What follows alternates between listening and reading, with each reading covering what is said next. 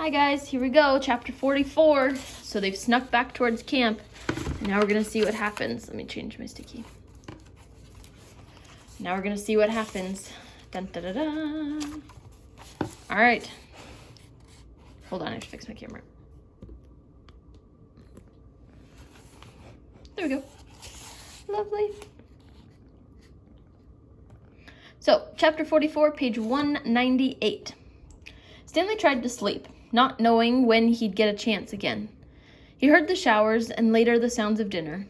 He heard the creaking of the rec room door, and his fingers drummed against the side of the hole. He heard his own heartbeat. Don't do it. Oh, sorry, guys. My kitten is trying to eat the camera. There we go. He drummed against the side of the hole, and he heard his own heartbeat. He took a drink from the canteen. He had given Zero the water jars, and they each had a good supply of onions. He wasn't sure how long he remained in the hole, maybe 5 hours. He was surprised when he heard Zero whispering for him to wake up. He didn't think he'd fallen asleep. If he had, he thought it must have been just for the last 5 minutes. Although when he opened his eyes, he was surprised how dark it was. There was only one light on at camp. In the office.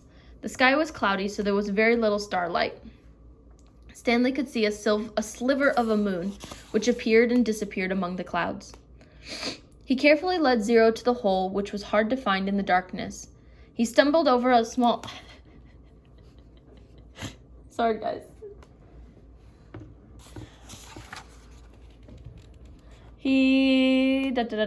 Where was I? Okay, page 199. He stumbled over a small pile of dirt. I think this is it, he whispered. You think? Zero asked.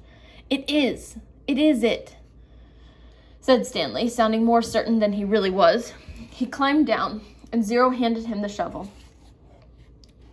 Stanley stuck the shovel into the dirt at the bottom of the hole and stepped onto the back of the blade. He felt it sink beneath his weight. He scooped out some of the dirt and tossed it off to the side. Then he brought the shovel back down. Zero watched for a while. I'm going to try to refill the water jars, he said. Stanley took a deep breath and exhaled. Be careful. Then he said, then continued digging. It was so dark he couldn't even see the end of his shovel. For all he knew, he'd be digging up gold and diamonds instead of dirt. He brought each shovelful close to his face to see if anything was there, before dumping it out of the hole. As he made the hole deeper, it became harder to lift the dirt up and out. It was 5 feet deep before he even started. He decided to use his efforts to make it wider instead. This made more sense, he told himself. If Kate Barlow had buried a treasure chest, she probably wouldn't have been able to dig much deeper, so why should he?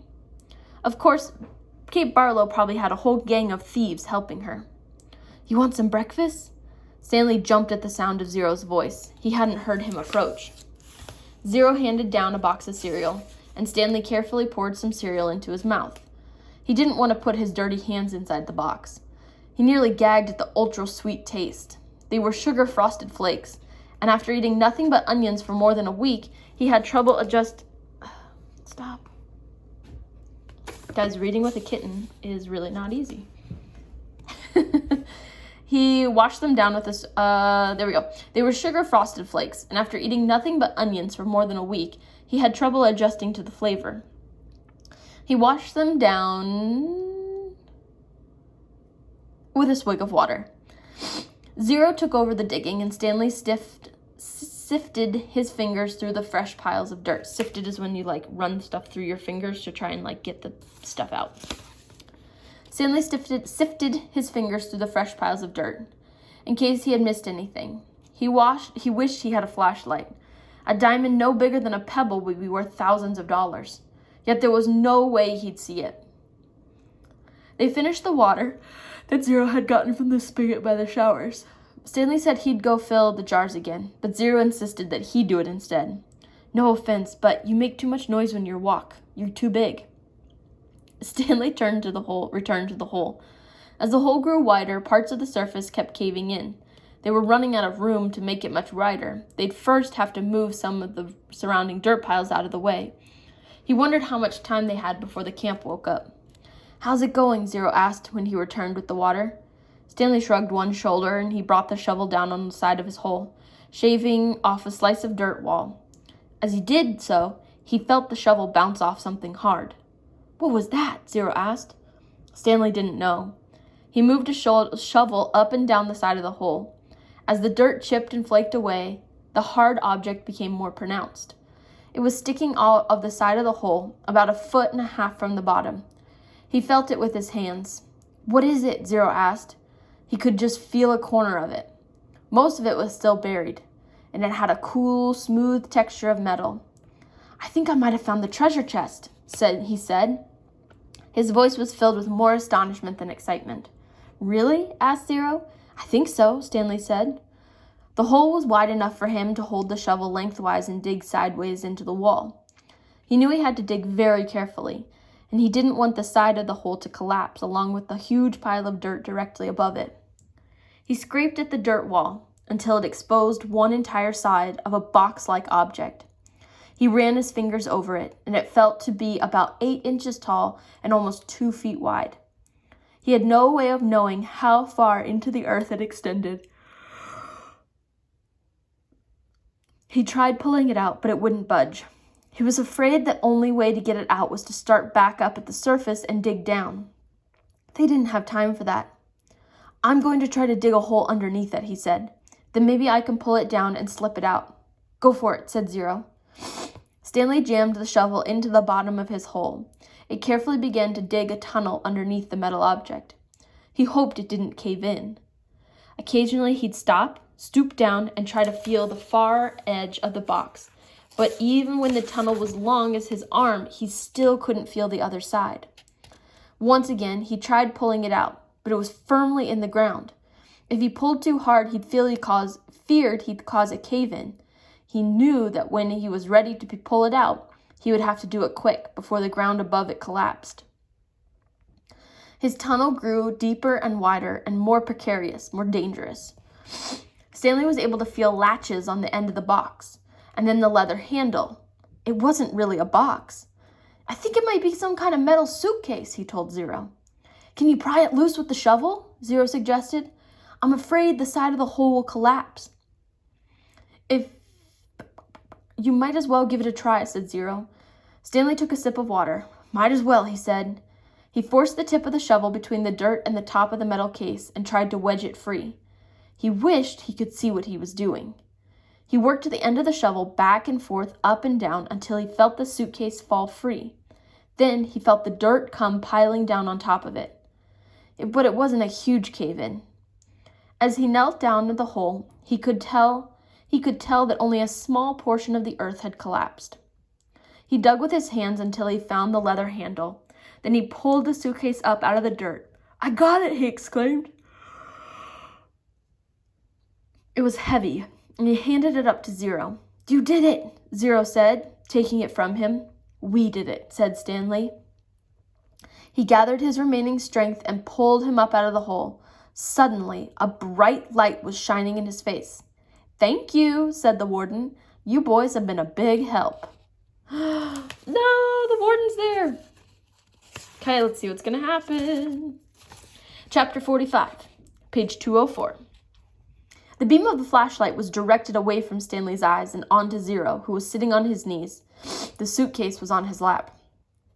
Mr. Pendanski was holding the flashlight, and Mr. Sir stood next to him with his gun drawn, pointed in the same direction. Mr. Sir was barefoot and bare-chested, wearing only his pajama bottoms. The warden moved toward Zero. She was also in her bedclothes, wearing an extra-long t-shirt. Unlike Mr. Sir, however, she had on her boots. Mr. Pendanski was the only one fully dressed. Perhaps he had been on guard duty. Off in the distance, Stanley could see 2 more flashlights bobbing toward the darkness. He felt helpless in the hole. You boys arrived just in the nick, the warden started to say, and she stopped talking and stopped walking, then slowly backed away. A lizard had crawled on top of the suitcase. Its big red eyes glowed in the beam of the flashlight. Its mouth was open, and Stanley could see its white tongue moving in and out between its black teeth. Zero sat still as a statue. Right, because if the lizard's on the suitcase, where's the suitcase? It's on Zero, so the lizard is on the suitcase on Zero. Uh-oh. Stanley was afraid to look and afraid not to. He wondered if he should try to scramble out of the hole before the lizards turned on him, but he didn't want to cause any commotion. The second lizard crawled across Zero's fingers and halfway up his arm. It occurred to Stanley that the lizards were probably on the suitcase when he handed it to Zero. "There's another one!" gasped Mr. Pendanski, and he shined the flashlight on the box of Frosted Flakes which lay on its side beside Stanley's hole. A lizard was crawling out of it. The light also illuminated Stanley's hole. He glanced downward and had to force himself to suppress a scream. He was standing in a lizard nest. He felt the scream explode inside him. He could see 6 lizards. And what's so scary about these lizards? Yeah, if they bite you, you die. There were 3 on the ground and 2 on his left leg and 1 on his right sneaker. He tried to remain very still. Something was crawling up the back of his neck. There were other counselors approached the area. Stanley heard one say, "What's going?" And then one whispered, "Oh my God." "What do we do?" asked Mr. Pendanski. "We wait," said the warden. "It won't be very long." "At least we'll have a body to give that woman," said Mr. Pendanski. "She's going to ask a lot of questions," said Mr. Sir, "and this time she'll have the AG with her, the Attorney General, right, the state lawyer." "Let her ask her questions," said the warden. "Just so long as I have the suitcase, I don't care what happens."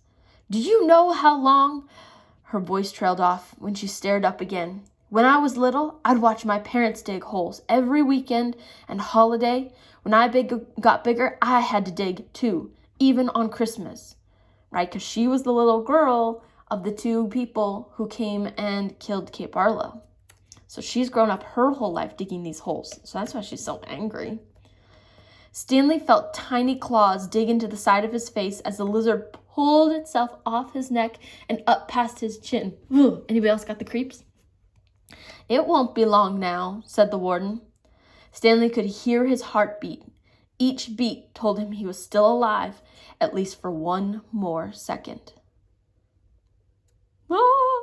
Okay, let's keep going. Chapter 46, page 207. 500 seconds later, his heart was still beating. Mr. Pendanski screamed.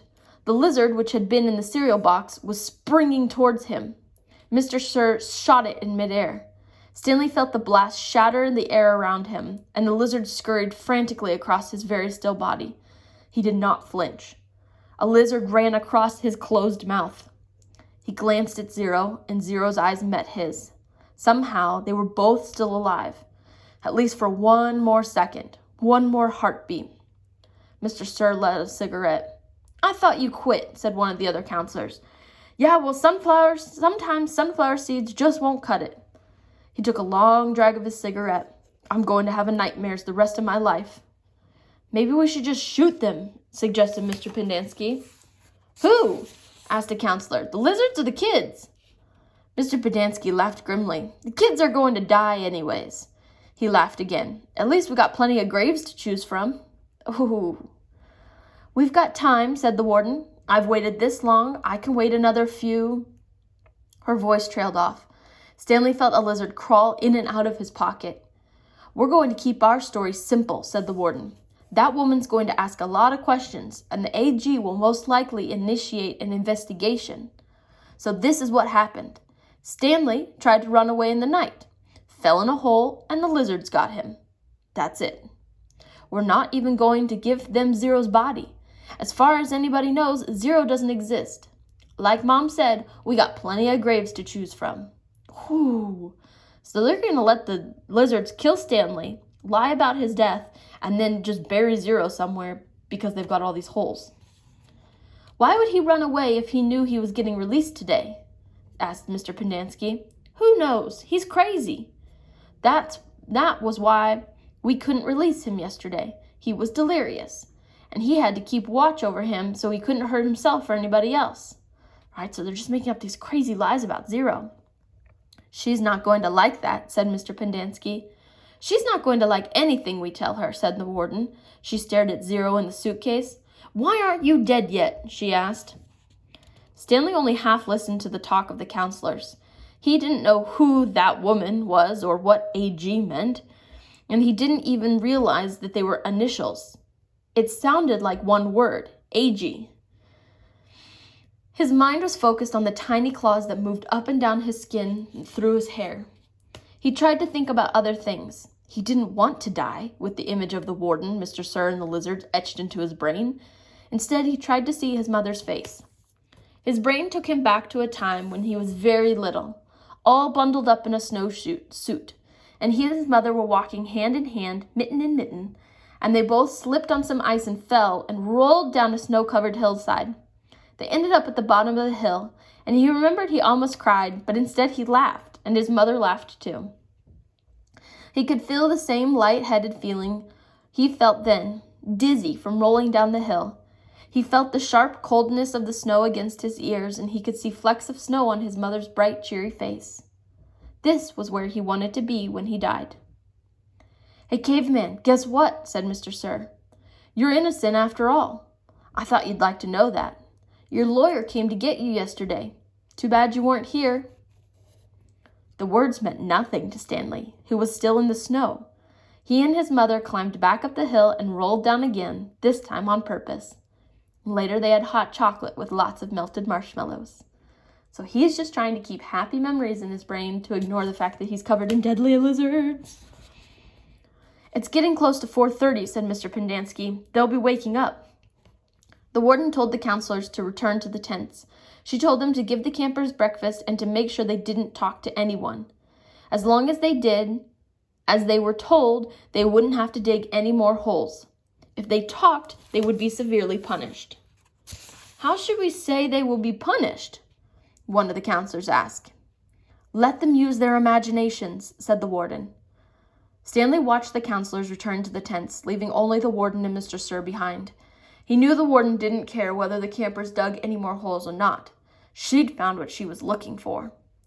He glanced at Zero. A lizard was perched on his shoulder. Zero remained perfectly still except for his right hand, which was slowly forming into a fist. Then he raised his thumb, giving Stanley the big thumbs-up sign, right? He's like, "I'm okay." Stanley thought back to what Mr. Sir had said to him earlier, and the bits of conversation he'd overheard. He tried to make sense of it. Mr. Sir had said something about his lawyer, but Stanley knew his parents couldn't afford a lawyer. His legs were sore from remaining rigid for so long. Standing still was more strenuous than walking. He slowly allowed himself to lean against the side of the hole, and the lizards didn't seem to mind. All right, guys, we have 2 more sections left. I'm going to pause there and join back when you're done with this one for the next one. Oh, what do you think is going to happen? Are the lizards going to eat them? Are they going to get free? Who gets the money? So many questions. All right, guys, bye.